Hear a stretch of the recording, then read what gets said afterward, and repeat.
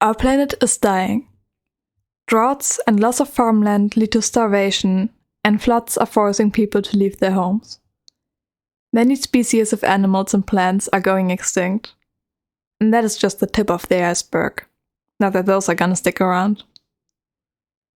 We hear it every day in the news. We all know it.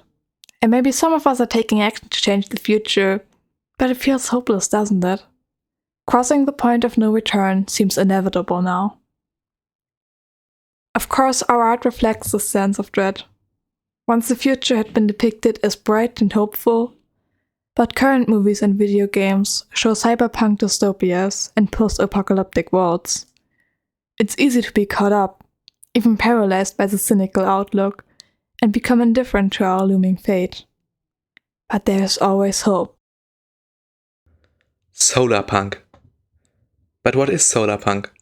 Solarpunk is a lot of things. It first emerged as a literary subgenre in 2008. It was inspired by the maiden voyage of Beluga Skysail, a German cargo ship running on kite power. Since then, solarpunk evolved from an aesthetic to a political ideology and movement, although it is still young. The many forms that this concept can take make it hard to define. But at its core, solarpunk is hope. Hope for a better future. But most importantly, it is hope meant to inspire action.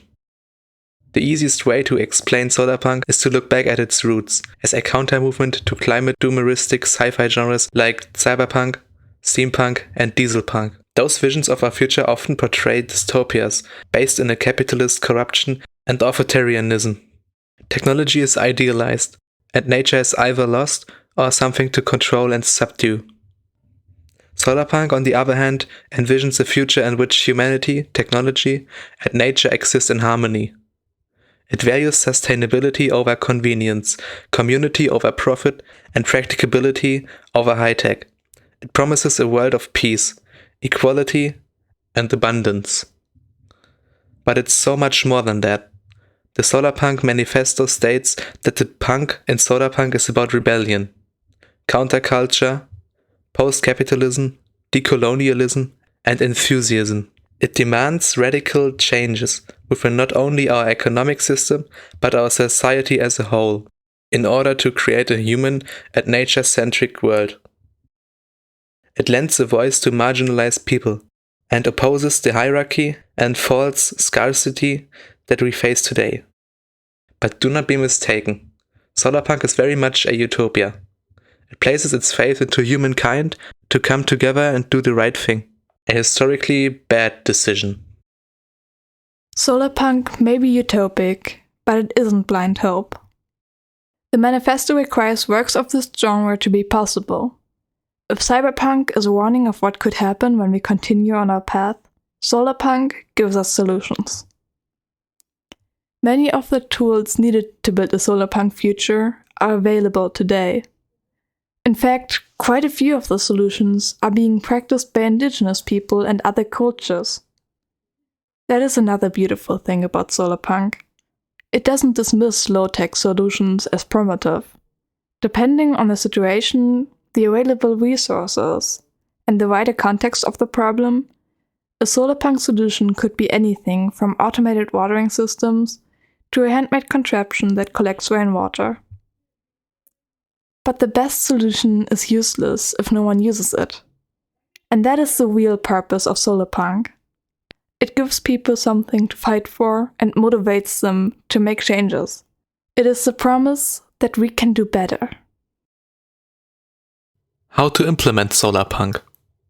Solarpunk can be implemented in a variety of ways, from small changes to larger initiatives. But due to the emphasis on community, most changes will have to be made on a larger scale. Now let us take a look at what a solarpunk future might look like. Renewable energies of course play a central part in creating a sustainable society, but so does the reduction of energy consumption. One way to do that is to change the way we build our houses in order to allow for passive warming and cooling. One example for such houses would be earthships. They were designed by Michael Reynolds and are found primarily in Taos, New Mexico. Built entirely out of local and recycled materials like old tires, and glass bottles, the massive walls of these buildings soak in the warmth at day and release it during the night. Not only do most airships not require any external heating, but the integration of greenhouse gardens allow for self-reliance. And all of that is facilitated in beautiful design. But building new things requires resources. Getting those resources has put a lot of strain on our environment in the past, making it obligatory to change this process as well. Solarpunk puts a lot of emphasis on recycling what we already have. But that doesn't work for everything. One big problem is the supply of wood. It cannot be understated how important forests are, both for humanity and for the earth as a whole. Managing our forests properly is one of humankind's greatest responsibilities. Possible solutions would be the practices of coppicing and pollarding. Put simply, these are ways of cutting trees without killing them. Many tree species can regrow from damaged stems, meaning that by taking less, we will actually get more, as the tree naturally regenerates. This way, some trees can provide wood for thousands of years with regeneration periods as short as 2 years.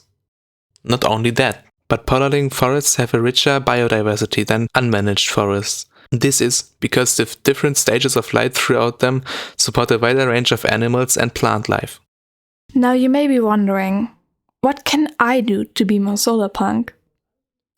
The truth is, one person alone can never live a life that could be considered truly solarpunk. But you can help building towards that future. Here are some ways to get you started. Recycle, reuse, and reduce. Properly disposing of your waste already goes a long way, and so does reducing the amount of it. But not everything that you don't need anymore is garbage. Learning how to mend and repair things, like sewing torn clothes, greatly extends the product life cycle. Or you could donate things like old toys and clothes to charities or sell on flea markets and similar events. If you can, create an eco-friendly garden. An eco-friendly garden is one that uses sustainable practices and is low maintenance. This includes using organic or natural fertilizers, composting, and using rainwater for irrigation. Plant trees and plants. Trees convert carbon dioxide into oxygen and help with air purification. Planting trees in your area has a direct environmental benefit and can help with the cooling of your home. Let your voice be heard. Educate yourself and others.